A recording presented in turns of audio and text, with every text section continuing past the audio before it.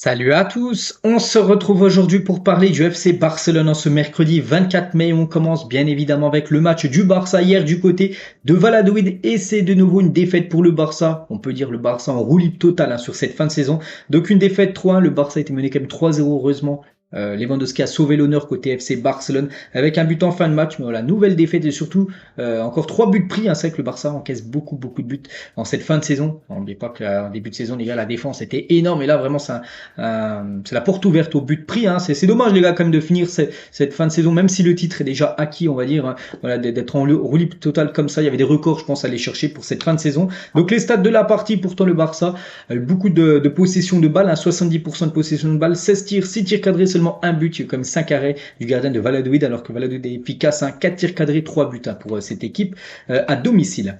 Et regardez la une journal Mundo Deportivo aujourd'hui, gueule de bois par rapport à cette défaite, on peut dire hier.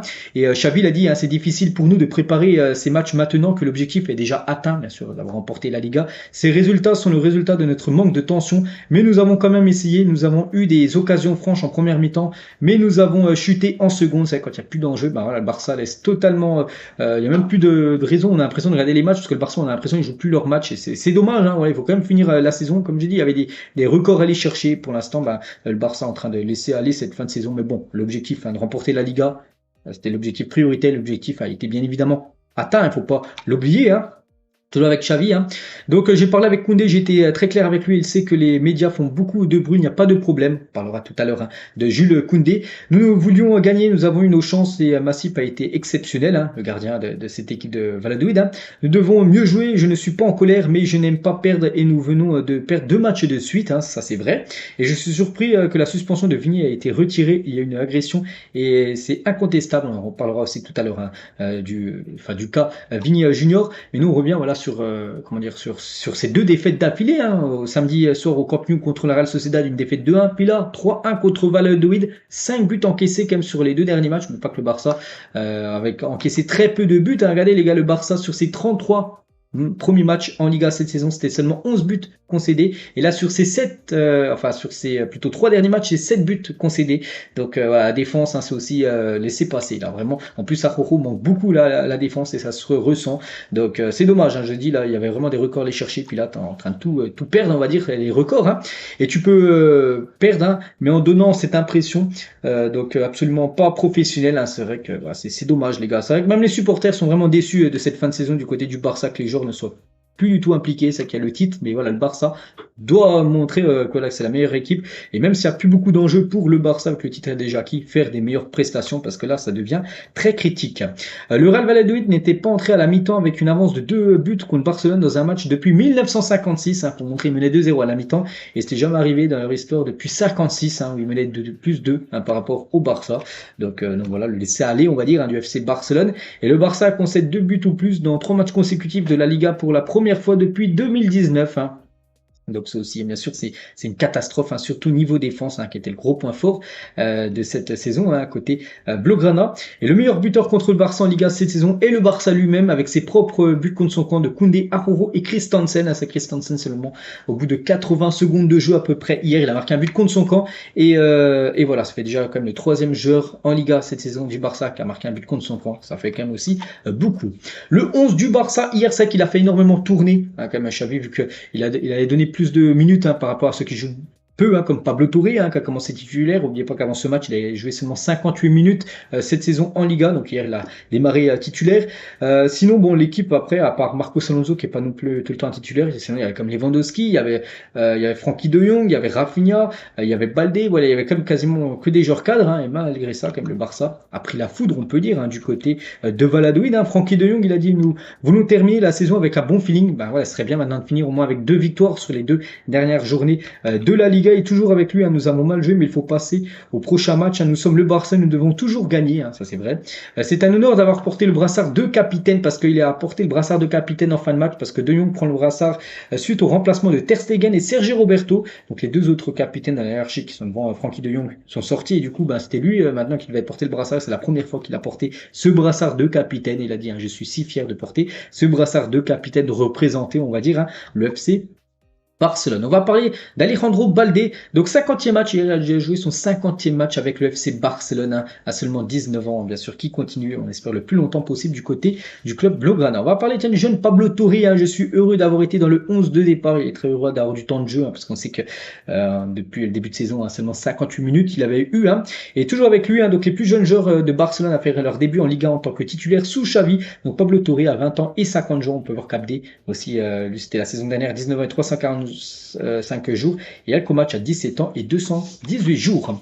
On va parler de Rafinha. Valladolid jouait pour sa vie. C'est vrai qu'après, il y a une équipe du Barça qui jouait pour du beurre en gros, vu qu'il n'y avait plus rien à jouer, alors que Valladolid a un jeu quand même pour se maintenir. Hein. Donc c'est pour ça aussi peut-être que Valladolid a fait un match super motivé hein, pour essayer de battre le leader Blaugrana. Et toujours avec Rafinha, je voulais montrer mon message sur mon t-shirt contre le racisme. Hein. Je me battrai toujours pour ça. Rien ne change autour de ce problème et les puissants du pays, du monde doivent agir. Il ne faut pas que les gens fassent semblant de ne rien voir. Hein. C'est pour ça que lors de son changement à l'heure de jeu à peu près.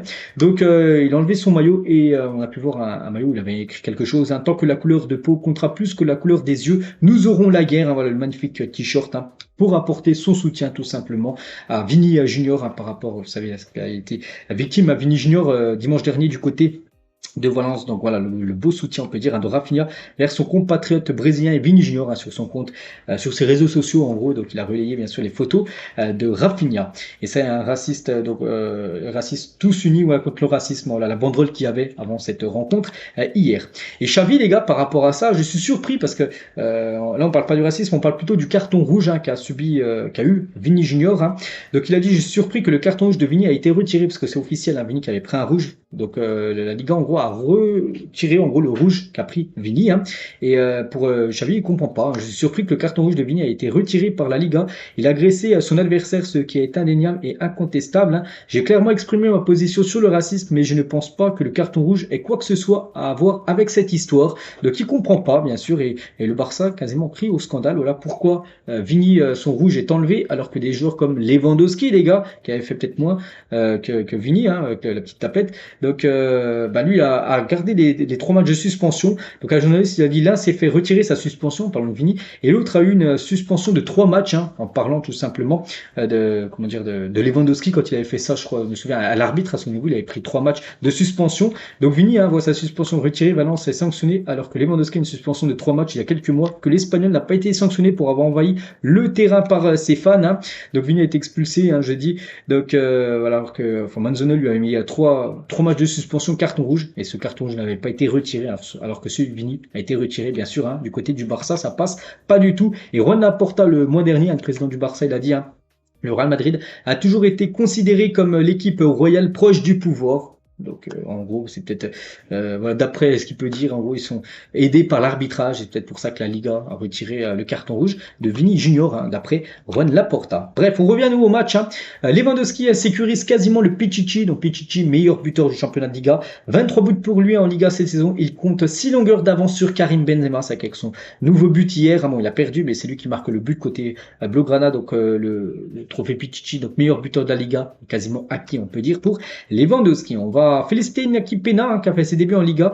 Hier, il a remplacé Ter Stegen hein, contre le Real Valladolid. Félicitations, c'était ses premières minutes tout simplement avec l'équipe première en Liga pour le jeune Iñaki Peña. On va parler de Gavi, le premier joueur du Barça depuis la campagne 2008-2009 à commettre plus de 70 fautes ou plus hein, en une seule saison de Liga. C'est qu'on sait que c'est un joueur qui va bien sûr, il met de l'impact tout ça et il fait beaucoup de fautes, plus de 70 fautes minimum. C'était plus arrivé depuis 2008, depuis 15 ans hein, du côté du Barça. La une aujourd'hui du journal Sport, hein, regardez c'est qui fait la une, c'est Jules Koundé. Koundé veut partir, ça fait la une de ce journal hein, de Koundé a quitté le Barça et a donné au club la permission d'écouter les offres pour lui. Jules ne veut pas être plus être l'arrière droit parce qu'on sait que il joue souvent arrière droit puis il en a marre d'utiliser cette position. Lui veut jouer dans l'axe, hein, il veut jouer défenseur central. Donc Koundé est ouvert au départ mais n'a pas demandé de transfert. Le Barça voudrait au moins 80 millions d'euros pour Koundé. Donc voilà, Chelsea veut Koundé. N'oubliez pas que Chelsea, les gars, voulait aussi Koundé hein, l'été dernier, quand il était du côté de Séville. Il y avait le Barça et Chelsea. Il avait préféré le Barça à Chelsea, mais Chelsea, hein, bien sûr, s'il est sur le marché des transferts, Chelsea reviendra à la charge hein, pour essayer de s'offrir Jules Koundé. Et un journaliste, il a dit, je ne vois pas l'effectif de Barcelone s'effondrer sans Koundé. Hein. J'avoue que je m'attendais à plus avec lui, même quand il jouait en tant que défenseur, j'ai vu des erreurs, plus d'erreurs que prévu. Hein. Donc voilà, ce que pensent hein, les journalistes de Jules Koundé.